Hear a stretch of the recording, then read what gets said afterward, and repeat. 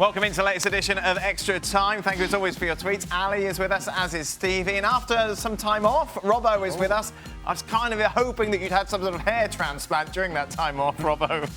What? Well, I had a chat with Antonio Conte. I wanted to get the same wig that he's got, but it just didn't work for me. Hey, his plugs are something else, aren't they? Your absence has been noted. Robbo, good to have a smart person back on ESPN. Which team are you most looking forward to watching in the Euros? I'm looking forward to seeing Italy because I know their players quite well, and I think they've had a very good qualifying group. They've done well in the pre-group friendlies. I don't think they're a great side, but if they play at their very best, I'm looking forward to seeing them put in some good performances. It's a team that need to play well. Italy have been in the doldrums for a little while now. Do you want England to win, Robbo? I don't care whether England win or not. No, I'm not a fan of, particularly a fan of England. I'd like them to do well. It makes it good for the group. Yeah. So it doesn't. I want to see the best team win. Wow. That might be France. Wow. It might be Spain. England, it might be Germany. It might be England. It might be England. Yes, but when you're a commentator and I'm with Darky throughout the competition, I can't be biased towards England, can I? I've got to commentate as a neutral. No, professionally I get it, but that shouldn't interfere with your.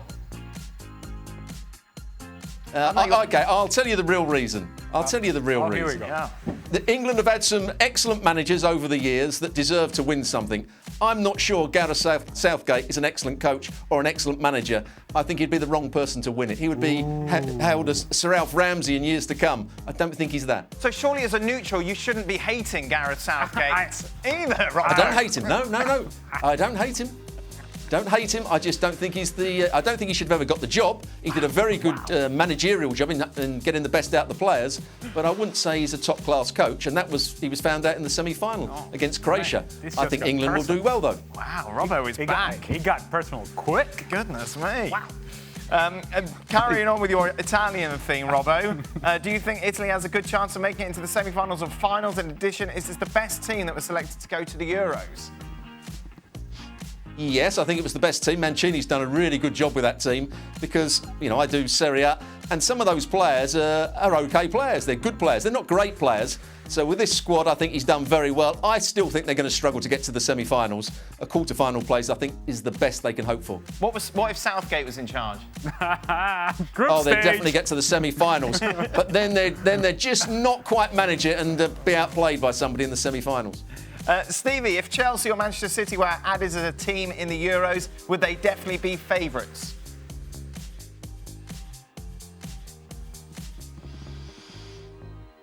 Ooh.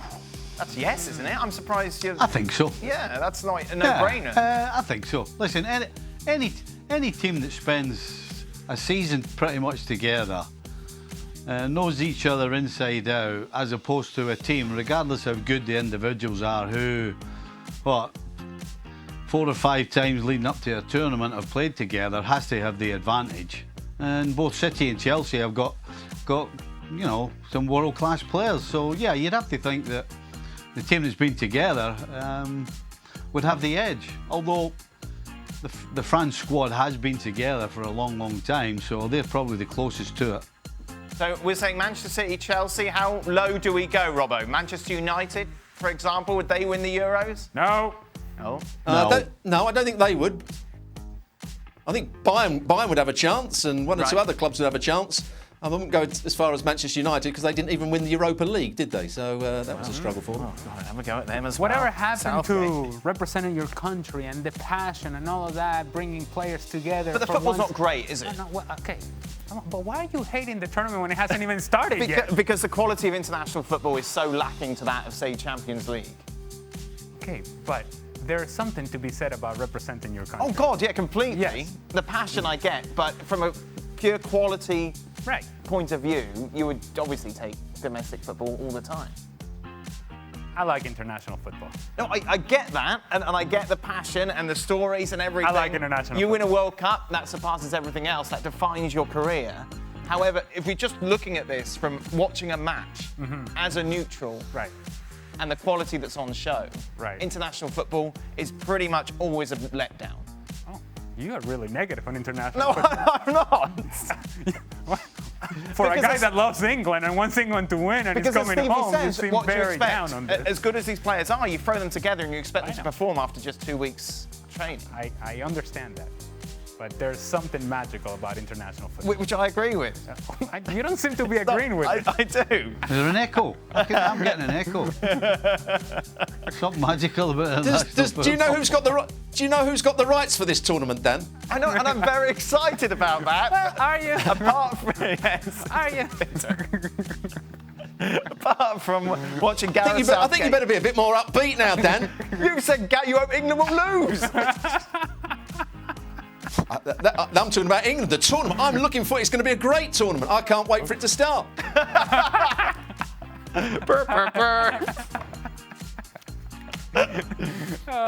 With the form of Cavani and Suarez has showed for their clubs respectively this season, despite both being 34 years old, can Uruguay go on and win the Copa America with these two beasts up front? Okay, before I answer that question, out of the corner of my eye, I just saw Stephen Nicol catching something coming up his face. What's going on? I don't know what just happened, but he's like catching. What happened, Stevie? Fell at me ear. Earplug. Issues. Tell you what, I was like a cat though. No danger. Well, I don't know that Uruguay has enough in order to win Copa America. If Brazil, and the full version of Brazil, actually plays the tournament and playing it at home, I think they remain the favorites. Robbo, why are you in your studio? Why aren't you at home today? Because I was guaranteed that this studio would work today, whereas it doesn't always work. So it's pointless driving an hour and 15 minutes for a studio not to work. But I was guaranteed it would work today, and I'm always pleased to travel the distance if I know we're going to get a good picture. That's the reason. You've got your new internet at home. Why couldn't you just do it there? Oh, yeah, my new internet's good, but the lighting's not the same, is it? You know, look how good I look today. Hey, look at it. Robbo. Mind you, the sweat's pouring off me. Don't worry about that. Oh, God, you're a sweaty man, Robbo. Robbo, are Arsenal officially out of the big club league now after competing with the likes of Villa in the transfer market and failing to win the race for Buendia? Will a manager like Klopp help turn the fortunes around in the next few seasons? You're not suggesting that Klopp's going to go to Arsenal, are you? But no, at the moment, Arsenal are out the top sides. They're a club that have been in decline for a little while. They can't. I don't think the board are going to spend big money. They've got a manager that I don't think is inspirational at the moment. There's a lot of arguments between players. I think they haven't got quite the right spirit. Arsenal are a side that need to have a very good season next year. Otherwise, they're a club that could be in even more decline. Have you ever been hit by an object thrown from the stands? It's off the back of what happened in Denver yesterday, of course. Ali, I imagine you must have. Yeah, well, actually... Mainly from Mrs. Moreno. That too. But going into a stadium in Costa Rica, and actually a few places in South America, our balls would get hit with bags filled with bodily fluids. Lovely. Yeah, it was outstanding. Makes you feel really good about yourself. Beautiful. On the field, batteries, that's a popular one. Right. Yes. Which you must ask the question, how are these people getting so many batteries into the stadium? Costco. Yes, it's a good deal. Good deal. Bulk price. Yes, absolutely. And they were throwing all of them on the stadium. So yeah, I've been hit a few times. Stevie? I've never been hit with an object, but I've been spat on. Oh, Which I'd rather get hit in the back of the head with a bottle and get spit on, to be honest with you. Who spat on you? It was an under-21 Scotland game in Italy. We played at a tiny stadium. I mean, it was a great atmosphere. It was really hostile. We actually won the game, which was brilliant. But I'll tell you what, every time the ball went for a throw-in, honestly, it was just everybody ran the other way to go pick the ball up because we got pelted with spit and all kinds of gads. Robbo? I've got to say, no, I'm not from the crowd. I had my nose broken 3 times by somebody elbowing me that I didn't know was coming. Right. So hit from the side without knowing it was coming, which is never good. But nothing from the crowd. Will you be throwing things at Gareth Southgate during your commentary on Sunday? No, I'll be very, very neutral. I hope he does very well. I think he's an outstanding coach, and I'm looking forward to the tournament, as I said all along. Neutral? Did you say neutral? Yeah. We're going to stay neutral. I mean, they're playing Croatia. It should be a great game, shouldn't it? England versus Croatia. Yep. The semi-final all over again. I hate to think what you'd be like if you actually forward to did dislike somebody. After a game like the US against Mexico, do you stay up and watch the post-game, call friends, have a drink? What did you do, Ali? I went to sleep. This game ended at 12:45 at night. It was late, wasn't it? Yeah. It was outstanding. Yep. It was a lot of fun. It really was. And I'm not interested in dissecting the level of play and all that nonsense. Just entertainment value. It was outstanding. It was a lot of fun to watch. Wow, let's talk emotion, shall we? That's This is going deep. that's where I feel. Rob, most I'm going comfortable. to start with you because we know what you're like. I'm an emotional guy. Yes, very much so. What is the most emotional game that you have been part of? The most emotional game I've been part of, there's two emotions, the very first one and the very last one. The first one as a 17-year-old playing, it was on the TV in those days, highlights, but in front of 40,000 for Arsenal against West Ham, local derby at 17, and had a very good game, and you know all the headlines were about me, so that was a great moment. That's what you dreamed of. And the last one was rupture of my cruciate ligament, and knowing that was going to be the end of my career. So two different emotions there. Wow, yeah. Stevie? Oh, easy peasy. 89 FA Cup final after Hillsborough. Oh, yeah. Unreal. Wow. Yeah. Ali? Well, myriad of emotions. I would say the first game of my senior year in college, my grandfather, who I had a really good relationship with, had passed away that week, and I was not able to go back to Venezuela for the service. I stayed because we had a game that Friday, and I scored the game winner with 3 seconds to go, because in college it counts down. Right. And as it was counting down, I headed the ball in, and so that was very meaningful to me and to my family. And in terms of, I would say, powerful, positive emotions, semi-final Copa America 2011 against Paraguay, being in that tunnel, knowing the significance and the meaning of that game to our country. Nice, beautiful stories. And now we have to end on a silly question.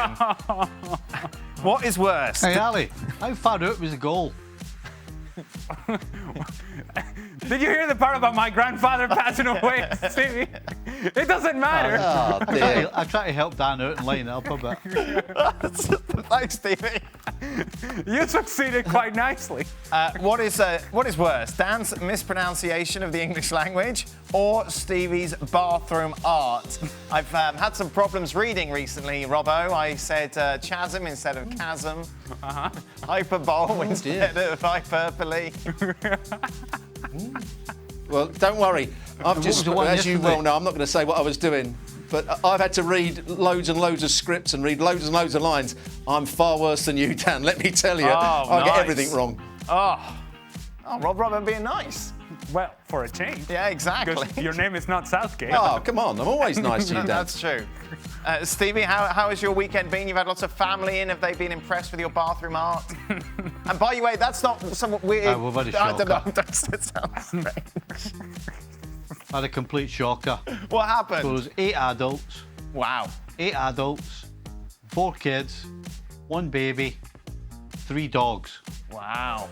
And the AC wasn't working properly. Oh, Stevie. Oh my goodness, I tell you what, it was absolutely boiling. We couldn't go outside because it was too hot, and we couldn't be inside because it was even hotter inside. Absolute nightmare. Well, at least that's cheap to fix, yeah, Stevie? Oh, I'll tell you what, you can ask me on Thursday when the guy comes out. Oh, I'm sure. There'll be no problem. I believe they've What got about a your special swimming pool? on Didn't you jump in your Thursday. swimming Yeah, pool? right. Swimming pool, that'll be right. I I thought everybody had a swimming pool in Got a America. puddle. Hey, Robbo, you're the only made a big person. puddle. Robbo, you're the only one on this show that has a swimming pool. What? No, surely there is not. a swimming I pool thought- in I just- England. I know, 3 posh. times a year do you use it? 3 times or something?